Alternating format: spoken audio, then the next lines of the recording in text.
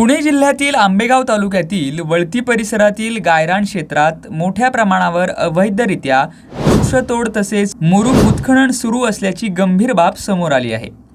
दिवसाढवळ्या सुरू असलेल्या या प्रकारामुळे पर्यावरणाचा समतोल बिघडत असून स्थानिक नागरिकांनी संताप व्यक्त केला आहे। मिळालेल्या माहितीनुसार गायरान जमिनीवरील झाडांची कत्तल करून त्या ठिकाणी जेसीबीच्या सहाय्याने मुरुम काढण्याचे काम सुरू आहे। या उत्खननामुळे परिसरातील नैसर्गिक संपत्ती धोक्यात आली असून पावसाळ्यात माती वाहून जाण्याची शक्यता निर्माण झाली आहे। वनसंपदा नष्ट होत असल्याने पशुपक्ष्यांचेही मोठे नुकसान होत आहे। स्थानिक नागरिकांच्या म्हणण्यानुसार संबंधित विभागांना वारंवार माहिती देऊनही अद्याप कोणतीही ठोस कारवाई करण्यात आलेली नाही। त्यामुळे महसूल व वन विभागाच्या भूमिकेवर प्रश्न उपस्थित केले जात आहेत। काही ठिकाणी लक्ष्मी दर्शनामुळे कारवाईकडे दुर्लक्ष होत असल्याची चर्चा ही नागरिकांमध्ये रंगू लागली आहे।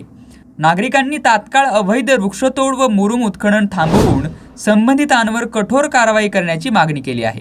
तसेच गायरान क्षेत्रात संरक्षण करण्यासाठी प्रशासनाने विशेष मोहीम राबवावी अशी मागणीही जोर धरू लागली आहे।